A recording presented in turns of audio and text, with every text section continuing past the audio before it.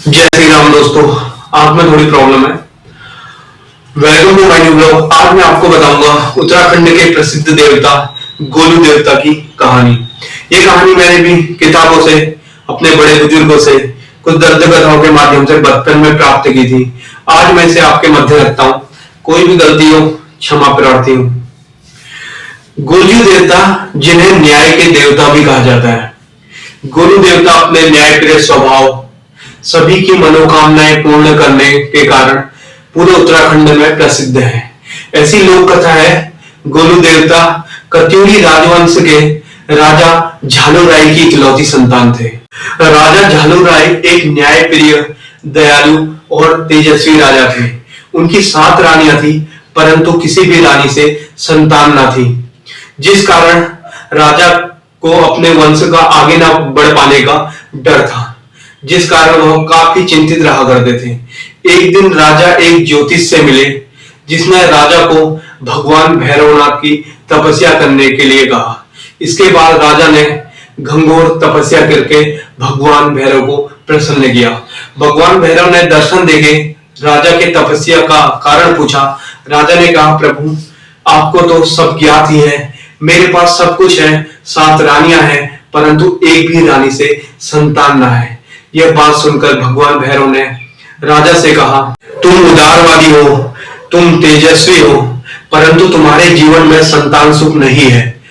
पर तुमने मुझे प्रसन्न किया है, तो मैं तुम्हें संतान सुख का वरदान देता हूं और मैं तुम्हारे घर स्वयं पुत्र स्वरूप में जन्म लूंगा, परंतु तुम्हें इसके लिए 8वां विवाह करना अनिवार्य होगा। यह सुनकर राजा बहुत प्रसन्न हुआ और उसने भगवान भैरवनाथ से पूछा, वह कौन सी सौभाग्यशाली स्त्री होगी जिसके गर्भ से आप जन्म लेंगे। इस प्रश्न पर भगवान भैरव ने कहा कि उचित समय आने पर तुम्हें स्वयं प्राप्त हो जाएगा कि तुम्हारी 8वीं स्त्री कौन होगी। ऐसे ही कई दिन बीत गए, पर राजा को वह स्त्री नहीं मिली जिससे वह विवाह न कर सका। एक दिन राजा शिकार पे गया हुआ था। पूरे दिन शिकार के पश्चात उन्हें प्यास लगी, तो उसने सेवकों से पानी मांगा। पानी उनके पास जो भी था वो खत्म हो चुका था, इसलिए सेवक पानी की तलाश में निकल गए। काफी देर तक न लौटे तो राजा ने उनकी तलाश में एक तालाब के किनारे पहुंच गए, जहां उनके सिपाही मूर्छित पड़े थे। यह देख राजा चौंक गया। जैसे ही वह पानी पीने वाला था, उनको एक स्त्री की आवाज सुनाई दी, रुक जाओ, इन सभी ने भी यही गलती की है। यह तालाब मेरा है और मेरी आज्ञा के बिना तुम इस तालाब से पानी नहीं पी सकते। वह स्त्री बहुत ज्यादा सुंदर थी। राजा उसे देखकर मंत्रमुग्ध हो गया। राजा ने बताया कि वह इस राज्य के राजा झालू राय हैं और पूछा कि देवी आप कौन हैं और इस घनघोर वन में आप क्या कर रही हैं। उस स्त्री ने बताया कि वह पंच देवताओं की बहन कलिंगा है और झालू राय को यह साबित करने के लिए कहा कि वह राजा है, इसका क्या प्रमाण है। इस पर झालू राय ने कहा कि आप ही बताएं देवी, मैं आपको अपने राजा होने का क्या प्रमाण दूं। स्त्री ने पास में ही आपस में लड़ते हुए 2 भैंसों को देखा और कहा, आप इन्हें अलग कर सके तो मैं मान जाऊंगी कि आप ही राजा झालू राय हैं।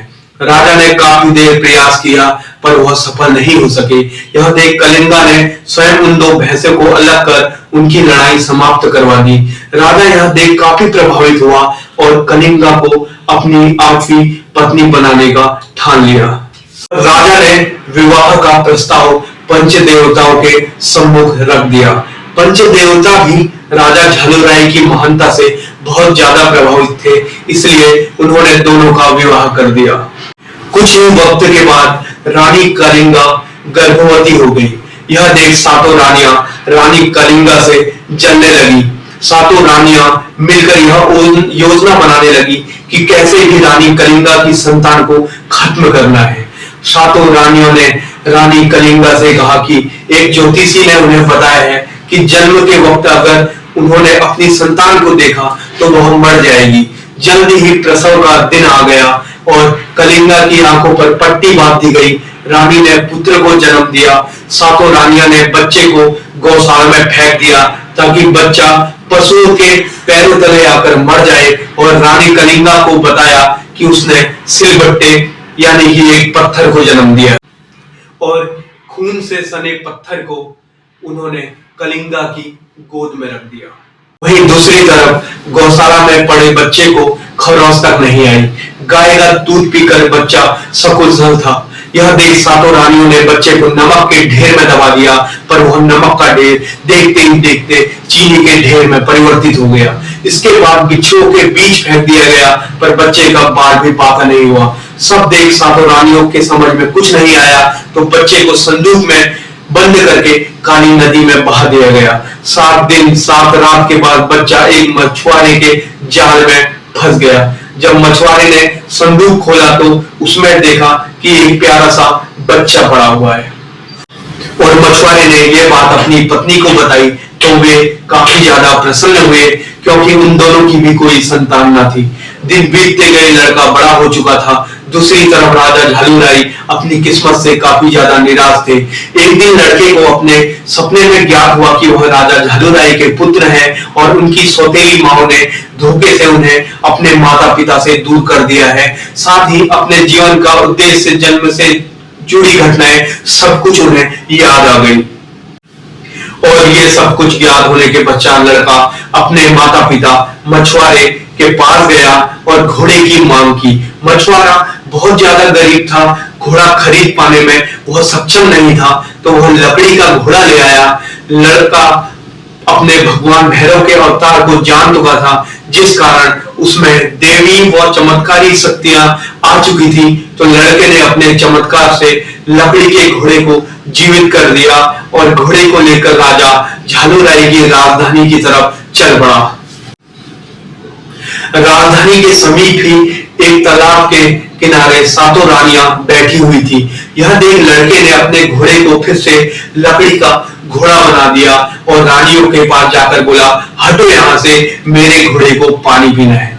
रानियां ये देखकर बड़ी हैरान हुई कि काठ का घोड़ा यानी कि लकड़ी का घोड़ा पानी को कैसे पिएगा, और यह लड़का पागल है क्या जो इसे पानी पिलाने लाया है। उनमें से एक रानी बोली कि बालक, तुम पागल हो क्या, लकड़ी का घोड़ा पानी कैसे पी सकता है।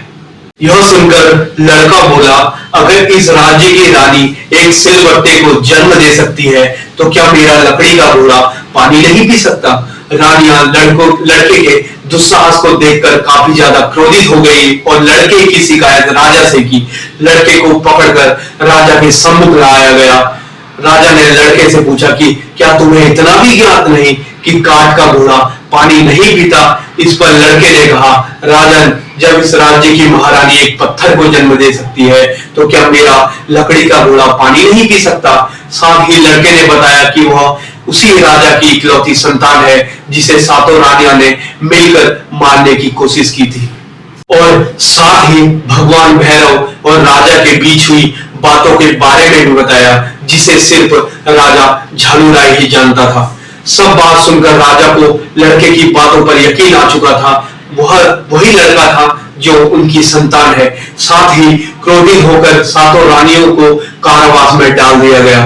सातों रानियां चीखने पुकारने लगी, परंतु उस बालक के कहने पर उन रानियों को माफ कर दिया गया। कुछ वक्त पश्चात बालक युवा हो चुका था। राजा झालूराई के पश्चात उन्होंने ही राज्य का कार्यभार संभाला, और अपने न्याय के कारण ही उन्हें न्याय का देवता कहा जाने लगा।